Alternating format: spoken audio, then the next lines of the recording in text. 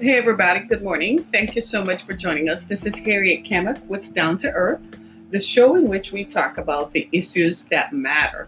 And today on our show, we're going to examine the safety record of Amazon. It's the busy holiday season, and we all place orders on Amazon, and Amazon promises next day delivery. After all, after you've seen the product that you want, you get excited about it coming as soon as possible, right? And Amazon promises now that for Prime members like you and I, we're going to get our product, our desired item, next day.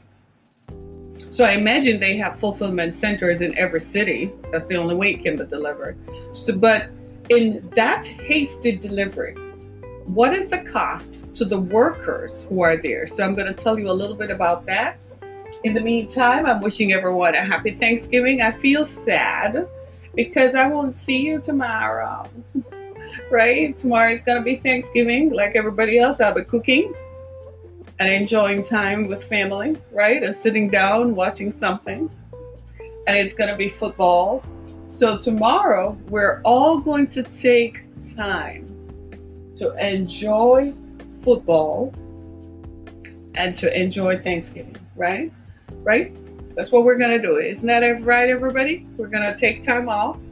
We're going to enjoy football and we're going to take time off. I guess everybody is sleeping in late because most of us are off work today. Most people are off work today, right?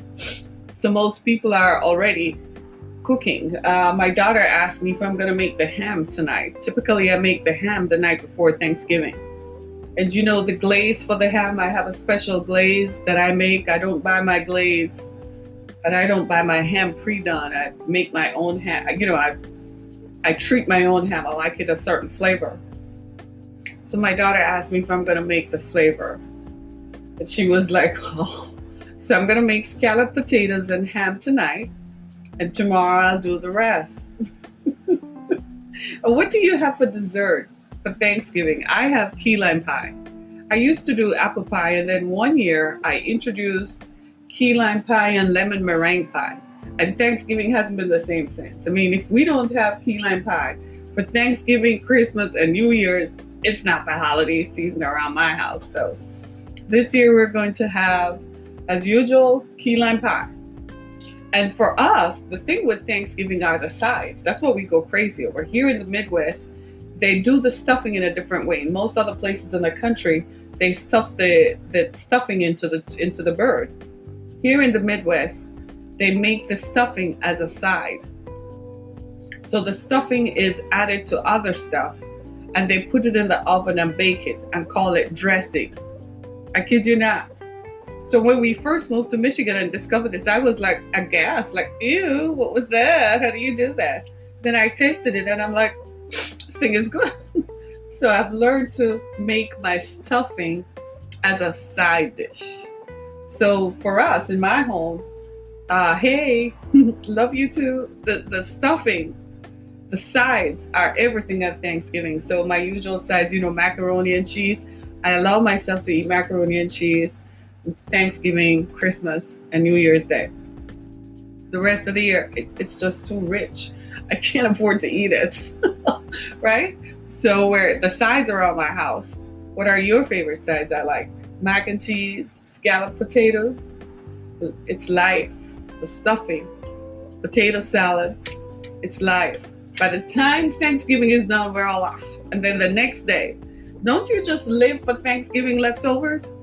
Is there anybody else who just lives for Thanksgiving leftovers? Like the next day, the day after Thanksgiving, it is live with Netflix streaming. Y'all, it's like hog heaven, right? So we're looking forward to the day. I pray everyone has a safe and happy Thanksgiving season. We're going to lay down the gauntlet tomorrow. We're not going to talk politics, no religion. We're just going to ask each other, ask family members across the table. Don't ask people what they're thankful for. Don't go there. That one is going to stir up some stuff. Don't ask. Just tell them. Just ask everybody. Just say hello. Just say, hey, how you doing? Nice to see you. It's nice to see you. Nice to see you. Just say it. Don't ask any questions because the questions are always leading questions, right? So at the dinner table, just say, hey, how you doing? And for those of you who are Americans who are overseas, those in the armed forces and those posted overseas, I know you try to make your Thanksgiving and you become so nostalgic at this time of the year. You can taste the sounds, you can see the stores. I know you miss home, don't you?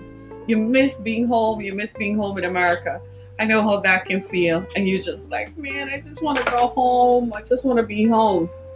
You're thankful you're so well, that's something to be thankful for.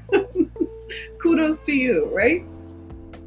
So tomorrow, don't ask anybody at the dinner table what they're thankful for. It's going to stir up some stuff. Don't go there. Just leave it alone. Just leave it alone. And I'm just going to watch some football and eat some leftovers.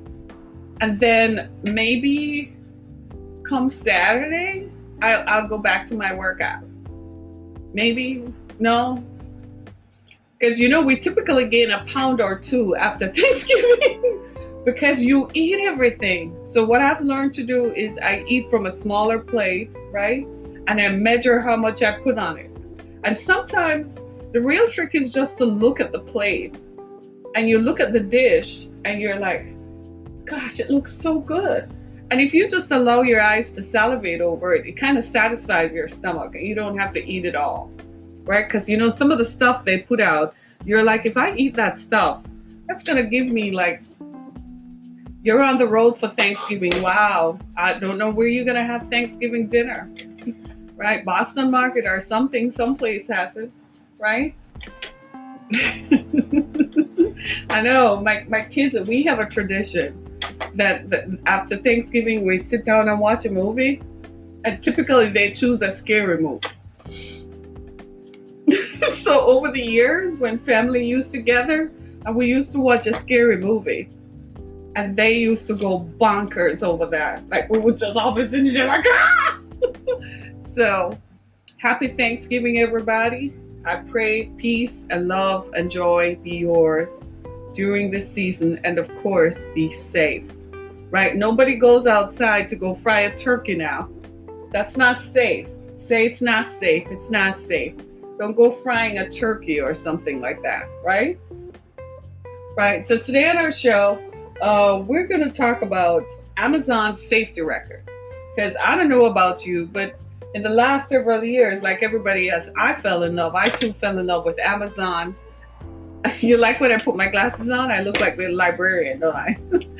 So I too fell in love with Amazon and their promise to deliver products quickly. I mean, they also have really good prices. I'm zipping up my hoodie because I'm going to talk and get excited a little bit. And there we go. Right? And they're true to their promise. Leave my glasses on. Leave my glasses on. No, but you'll see the reflection in it. That's why you'll see the reflection of the light. That's why I take my glasses off, because you'll see the glare and the reflection. So and I really only need it for reading close up. Like I can read a mile away, but close up fails me. Totally fails me. So like everybody else, I like buying stuff on Amazon. The convenience of online shopping took me over some 10 years ago. I kid you not. I remember discovering Amazon by accident. I was on Facebook and discovered that you could go online to Amazon and buy stuff. And I remember telling my daughter about it and saying, we should have an account with them and just have stuff delivered. And I kid you not, after that, it was over for me. I remember explaining to my mom that you can get these things to buy online. And she was like, what? I'm not doing that. Because traditionally, most of us like to go into the store and look at stuff. There's still some things that I like to buy in store, right? I can buy clothes online, but you know how that works. It might be iffy. You have to get to know their styles, unless it's someone you're familiar with, so you know that the sizing is going to work. But there are some things that you can literally buy online. There's some online, some retailers that it's a guarantee. Target and Walmart are top of that, right? It's almost a given that if you order something from Target, it is what it is when it comes, right? You probably never have to return it. And nowadays, most retailers make it easy for you to return stuff. I mean, if you buy it online, you can return it in store, right? You can also buy it online and they will tell you you can go pick it up in store if you want it the same day. That also works. I mean, you just sit down from the comfort of your home and you say, well, I need a new 50-inch TV. Let me see who has the best prices. You go online and you look it up and you're like, oh, buy it. I can pick it up the same day, right? Whereas you don't have to get in your car, drive around from one place to the other. So the appeal of online shopping is irresistible to anyone, anybody, anywhere, at any time. My youngest daughter, who is Generation Z, you would have thought that her generation would be all about online shopping. They are, but they also say they like to go in store. My youngest daughter keeps saying that Amazon has killed every mom and pop business in the world, but online retailing has worked for folks like me. When I first sold my books, bookstores traditionally don't carry authors they don't know. But I had this whole world out there that would buy my books online. So Amazon, I was promoting it because I was like, you can get my books on Amazon. People were like, what's that? I'm like, online and look me up through Amazon's portal and you'll find my books. As a matter of fact, would you do that today? Go and buy my books. They're available on Amazon.com and BarnesandNoble.com. So one of the things that we have found now is that there is a rush to corner. Amazon totally has cornered the online retail market. It's safe to say mom and pop stores all over the country have disappeared, right? They're no longer main streets in America. They have given way to online retailing that they can't compete with. They can't compete with the prices. They can't compete with the selection and the variety, right? So online retailing has become the wave of the future. It has become the future. It is the currency of now. So when you look at, well, what does it take to deliver products same day? I mean, was it just a few months ago? Like, I think back in August or September, I went online to Amazon. I saw something I liked and I wanted to buy it. To my shock and delay, it would have been delivered the same day. I kept saying to myself, this is impossible. How? Do you know, it was like about 9 o'clock in the morning before I went on air. And it was delivered the same day, y'all. The same day.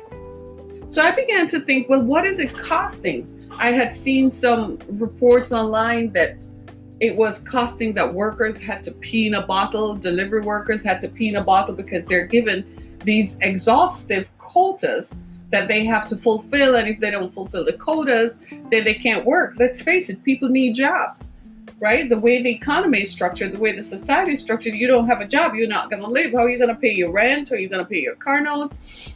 How are you going to pay insurance? How are you going to buy food? How are you going to live, right? So you have to have a job. So today we don't have careers, we have gigs, right? So Amazon job is not a job, it's a gig, because there's no guarantee that you're going to be there tomorrow. In fact, you're given a quota to fulfill. And if you don't fulfill the quota, then you don't make it. So after the show, I'm going to post the link on my Twitter feed so you can go read the story for yourself. So a networking online newspaper did a report called Reveal. And what they have found are some shocking things. And this is coming from the Center for Reporting, right? And what they do, you all have heard of OSHA, the Office of Safety Administration, Health Administration. OSHA used to be the go-to for all industrial complexes. Good morning, right? So if you were involved in industry, OSHA was the standard. In every state had their own OSHA, and then there's of course federal OSHA. Well, under the previous administration, under Obama, they were proposing that all industries publish their injury reports online. Under the current administration, they decided not to. The current administration removed that. So now you can't go to OSHA, look up an organization, and see what their injury reports are. But federal law says if you worked for a company or you are currently working for a company, you're entitled to seeing what their injury reports are. They couldn't change federal law, but they could change policy. Do you see what I'm saying? It is what it is. It is each administration favoring their favorite guys, their friends, or favoring people whom they like. So they're going to do things for their friends, right? Don't look at me like that. If you go into power, aren't you going to look out for your friends who helped you get into power? You're going to do what it takes so your friends keep you in power, right?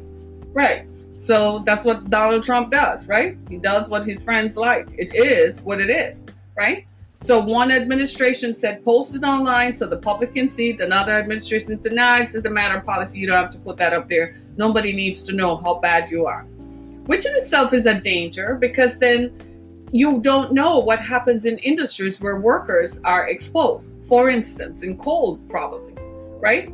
So in this particular case, Amazon operates 110 fulfillment centers across the country. That's interesting. But they're a model for automation and speed. I mean, they use robots to unpack all that stuff that gets shipped. They use robots to deliver to people who are called pickers. The pickers stand in one place and their job is to take the box from the robot, right? So when you get hired for the job, they tell you how much you're going to lift. They tell you that you're going to squat to lift, right? And you're going to reach to put stuff up. Don't stand on a ladder. Don't try to jump up to get stuff or pull stuff down. The problem is they give you a quota to fulfill. The robots, they say, are contributing to the speed. The robots deliver the boxes faster than a human being can grab the box to pack the box. Naturally, injuries have increased. Amazon issued a statement saying they kind of know that injuries are there, but they create a safe work environment. Well, what the heck is a safe work environment if your injury rate is 9.6 times higher than the national average? The national average is 4 times. I remember reading stories here in Detroit about the auto industry and their safety records, right? And how high their safety records were and how they were held accountable for maintaining safe workplaces.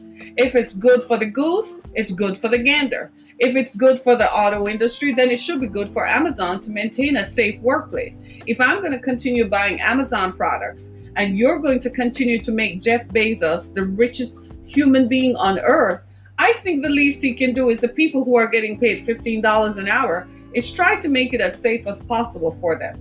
Might as well don't hire human beings at all. Why not just use robots? Since the robots don't have to be sick, since robots don't have back injuries, since robots don't have to squat, because after all, they're machines, since robots use robotic arms to lift stuff, why use human beings? Just use robots all the way, because human beings can't move and fast like that. In fact, in the auto industry, for instance, it's regulated by union standards, the agreement between the unions and the auto companies. The auto companies would probably do the same thing like Amazon, except they have long-standing union agreements. And the union agreements are such they can't break the union apart. Now you understand why they need unions. Now you understand why big business does not like unions, because unions protect workers' rights. Do you see the picture now? So when the rest of you are saying, well, it looks like we don't need the United Auto Workers now, it's because you don't work in an industry where your rights need to be protected. And many of you do, because if you work in an office, most of you are working in states that have what? At-will employment, isn't it? Right? That means they can fire you without cause. That means they hire you for 90 days and they fire you within 90 days because they can't keep you for 6 months, because then they'd have to pay you benefits. There's no such thing as employers feeling morally obligated to keep people or hire people. All they're looking at is the bottom line. Maybe you need unions where you work. Maybe you need to form a union that is going to protect workers' rights. Here in Detroit, the auto industry has unions, right? There's even, I think, an electrical workers union, a plumbers union. right? And it protects the rights of those workers. It makes sure that their injury rates are monitored, and even if they get injured on the job, what happens is they're going to be protected. In one story I read, one woman in Eastvale, California, who worked in an Amazon fulfillment plant, she has been injured on the job after just 3 months. She didn't stay there long enough, but the workers' compensation is about to run out. She'll have to lose, she might lose her home if she doesn't get it. She's so injured that her doctors, Amazon's doctor, said she cannot work anymore at lifting boxes and so on, because the rate at which she was turning ruined her spine, ruined the operation of her back. She's just one of hundreds of stories. And because under the current administration, Amazon is not required to publish this online, you and I will never know. But if someone worked for Amazon, they can request it. So when employees, there's nowhere that they can complain to because they don't have unions. So if they're injured on the jobs, they're given quotas to fulfill. Here's how it works. It comes through a hierarchy.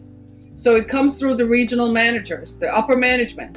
Then they distribute it down to the supervisor on the floor. The supervisor on the floor becomes the enforcer of the policy that is detailed and dictated by upper management. You see what I'm saying? I know you all can relate to this, and you're like, well, Harriet, what does that have to do with me? Well, I'm saying all of this because when we buy products from companies, you want to know what do real people go through. Because now I'm looking at it, maybe I don't want it next day. If it is going to cost someone their back, if it is going to cost someone to be so injured that they can't work anymore, how are they going to live? Because I am affiliated with an organization that provides shelter to victims of human trafficking, my own organization, and because I'm part of a Detroit coalition of homelessness, I can tell you firsthand what happens when people lose their jobs. When people lose their jobs, they and their families are homeless. We have an epidemic of homelessness, not just in the city of Detroit, but around the country. Around the country. Why? Because people can't work. When people become injured on the job and workers' compensation runs out and they can't work, then they can't live. So I'm saying, why does the pace have to be so fast? Maybe Amazon needs to re-examine the way they do their job, execute their tasks. Maybe the pickers and the stowers don't have to be humans. Maybe they can be robots and just leave the job of quality control to actual human beings. Or how about just reducing the quota? I mean, there's no way that they can actually tell how this happens. I mean, I read in one case where somebody who worked for Amazon and then left to go work for a competitor said Amazon uses a very sophisticated system to track workers' movements. They're constantly under surveillance, right? And he said the place where he now works, they use Excel spreadsheets. He's marveling. He's totally marveling because that gives him better control of how he allocates workers and distributes workers to tasks. So to make Mr. Bezos the richest human being on earth, he doesn't care about people like me. He has too many billions, right? He doesn't care. All he cares about is, am I going to buy another Amazon product? He jacked the system in such a way that I am going to buy another Amazon product because chances are all my retail stores, most of them have gone out of business. Malls are closing. When you go to the mall now, do you see a Sears? Remember? How many of us used to go to the mall and walk through Sears? It was like you got to the mall, y'all, right? And it used to be you'd park around Sears and I'd walk through Sears. Sears is closed in most malls today. Most of the retailers that I enjoyed shopping at, they don't exist anymore.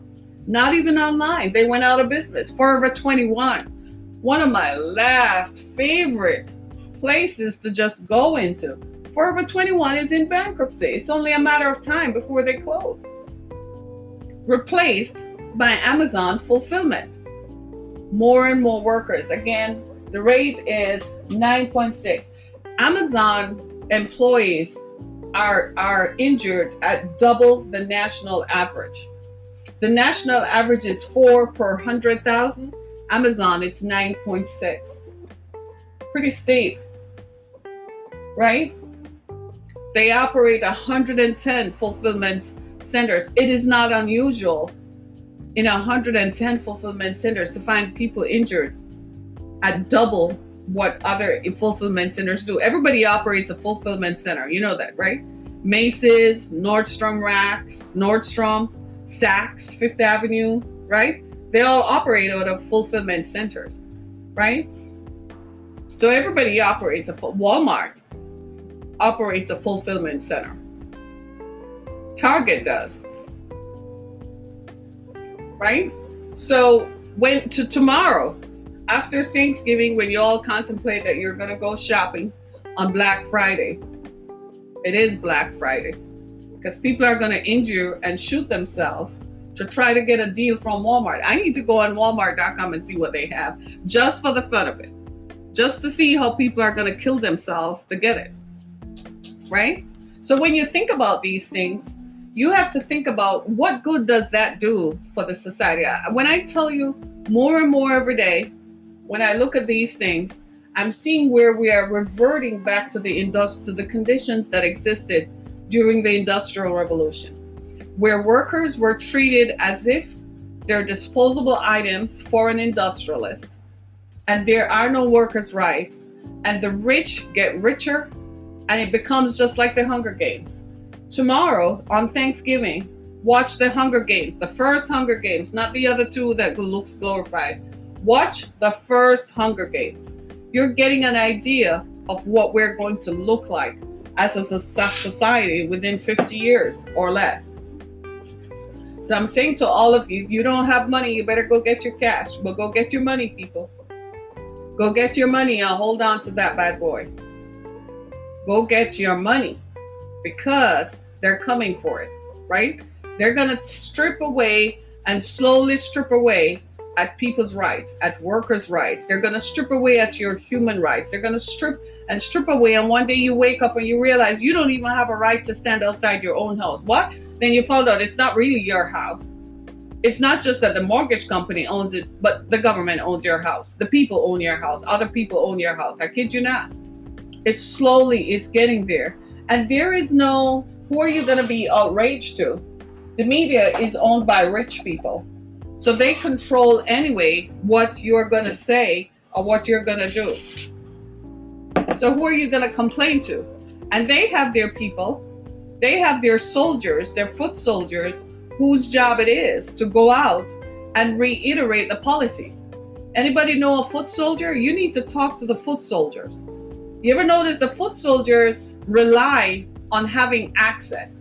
Every now and then, the power structure will give them a little thing, and they get so hyped on just having access to them. They don't even realize that when the time comes, they won't have anything. That they're just part of the cog in the wheel. We have to watch out for one another, right? So this holiday season, when you're shopping, like most of us, because most of what we need is going to be on Amazon at a better price, think of the cost, the real-time cost of delivering that product and the real-time cost of delivering it for someone else. It is more expensive than you think. And I dare say that we're returning to the time when workers, just like we used to read about during the Industrial Revolution, we're seeing it in real time. People who live under bridges, they're almost invisible.